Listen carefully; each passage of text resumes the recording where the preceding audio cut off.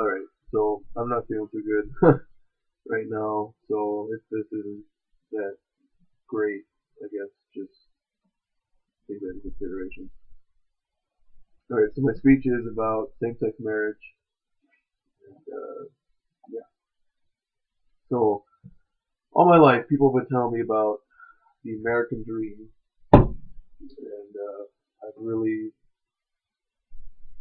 thought of it as, I guess, you know, go to school, meet a nice girl or a guy, you get married, and you move into a house with a white picket fence. That's, the way it goes. But I feel like that's not really the way it is anymore. And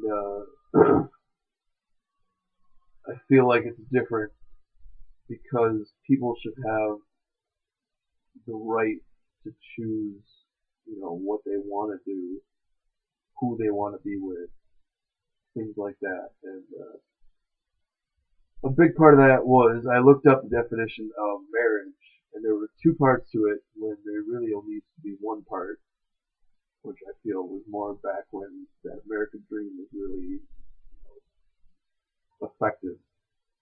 And the first part of the definition is the social institute under which a man and a woman establish their decision to live as husband and wife by legal commitments, religious ceremonies, etc.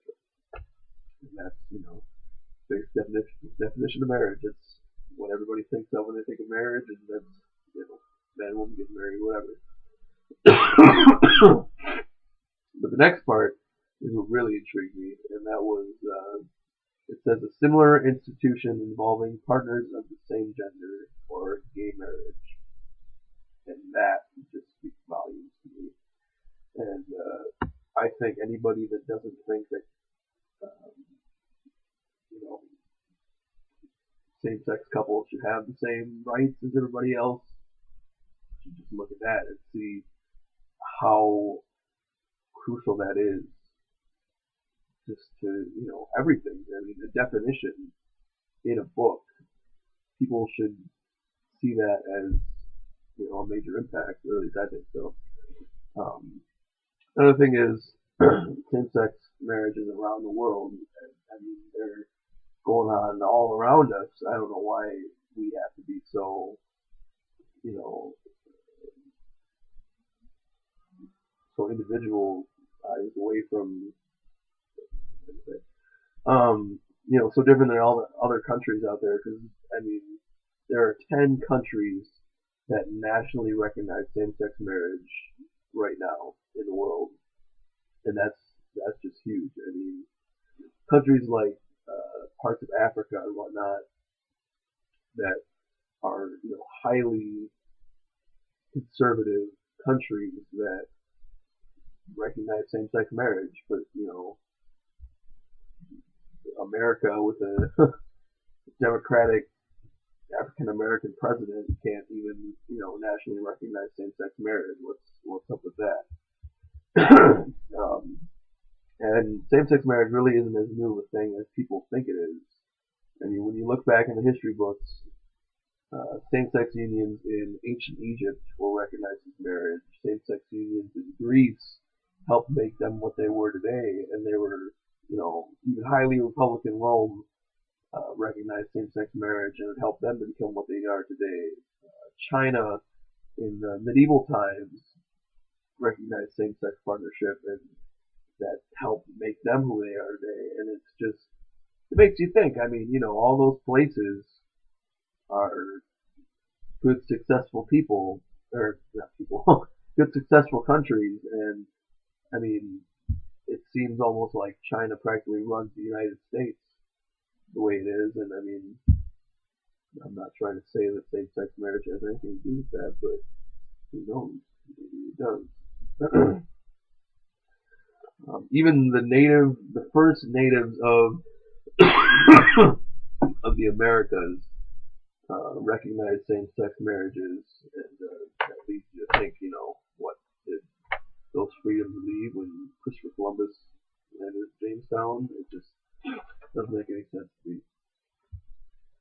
Some of the benefits of same-sex marriage would be childcare would be a major one.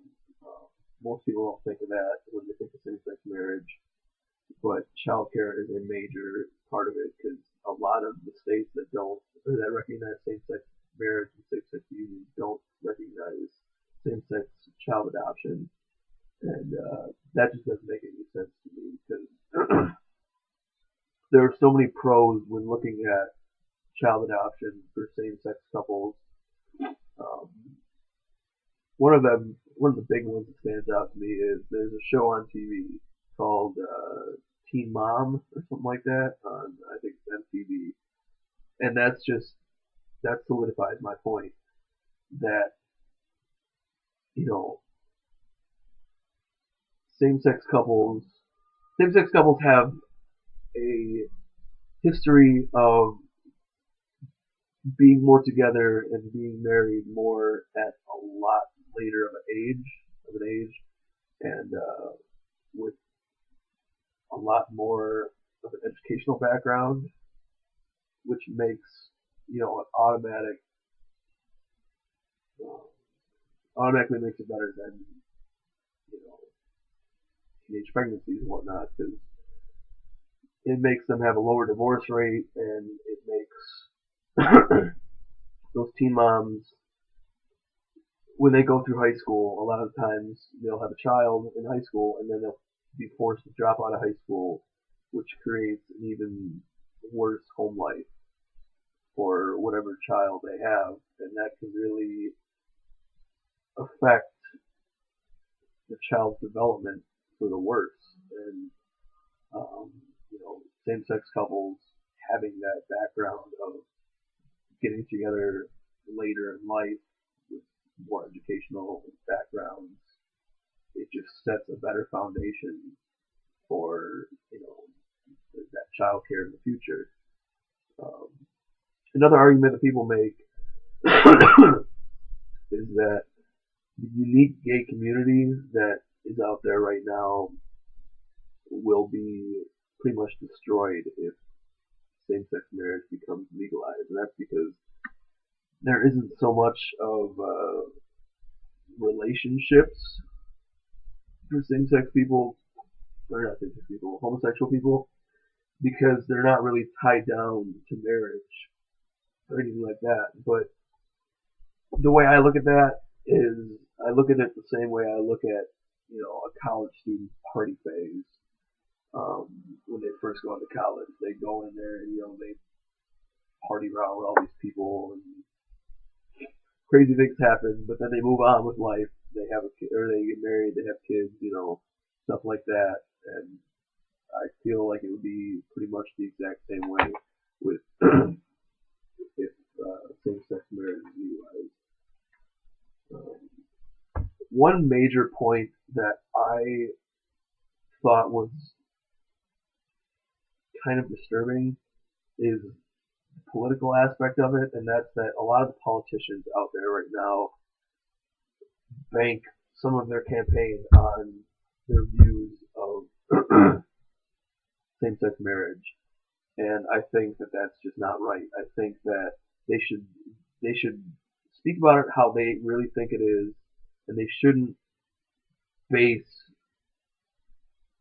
their views on what the party thinks or what people are gonna think of them if they side one way or another. And yeah, another big aspect is religion.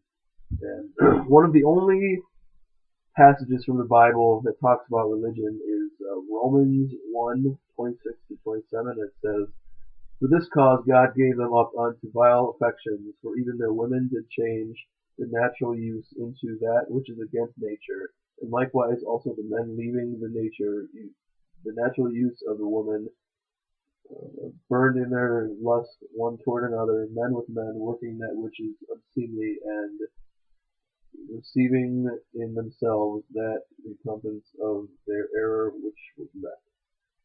That's kind of confusing to me, I know. But a lot of people think pretty much what all that means is that if you say you're gay, act gay. If you say you're straight, act straight. And so I feel as though, people's religious upbringings aren't really valid points when it comes to their argument for same-sex marriage. Um, but all in all, what I think it really comes down to is freedom, and I think people should have the freedom to do whatever they damn well please.